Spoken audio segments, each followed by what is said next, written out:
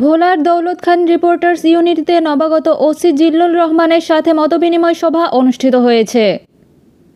আমাদের ভোলা প্রতিনিধি মোহাম্মদ জুয়েল রানার পাঠানো ভিডিও চিত্রে দেখুন বিস্তারিত। আজ 24 নভেম্বর রবিবার সন্ধ্যা 7টায় দৌলত খান রিপোর্টার্স ইউনিটির কার্যালয়ে এ মতবিনিময় সভা অনুষ্ঠিত হয়।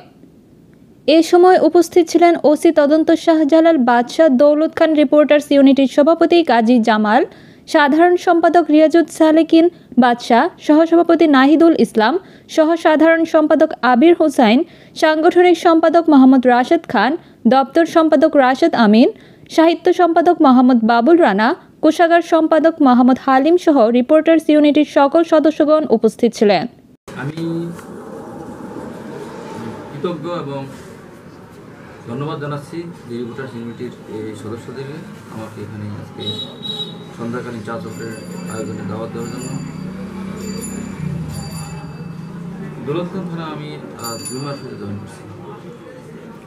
তো পরিবর্তিত পরিস্থিতির মধ্যে এখানে যোগদান করার পরে রিপোর্টার্স ইউনিটির সদস্যদের কাছ থেকে সবাই যেমন সবসময় আমাকে সহযোগিতা করছে, বিভিন্ন তথ্য দিয়ে, ইনফরমেশন দিয়ে, এবং যখন যেটা চাইছি আমি তাদের কাছ থেকে পাইছি। রিপোর্টার্স ইউনিটির একটা ভালো সম্পর্ক আমার কাছে মনে হয়েছে যে আসলে তারা প্রশাসনের সাথে হয় প্যারালাল হয়ে একসাথে কাজ করবে। আমি তাদের সকলে সহযোগিতা কামনা করছি। আসলে এই রিপোর্টার্স ইউনিটি 2007 সালে আমরা প্রতিষ্ঠিত করি। তারপর থেকে আমরা সবসময় রিপোর্টার্স ইউনিটির সদস্যগণ সবসময় উপস্থিত সংবাদ প্রকাশ করে থাকেন। বিশেষ করে আমাদের সাথে যখন যে কর্মকর্তা আসে তাদের সাথে আমাদের সম্পর্ক গড়ে তোলে, কারণ আমরা সবসময় তাদের অর্জনটা তুলে ধরি।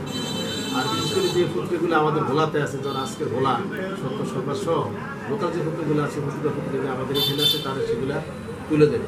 আর জাতীয় যে পত্রিকাগুলো সেগুলো আমরা তুলে ধরি।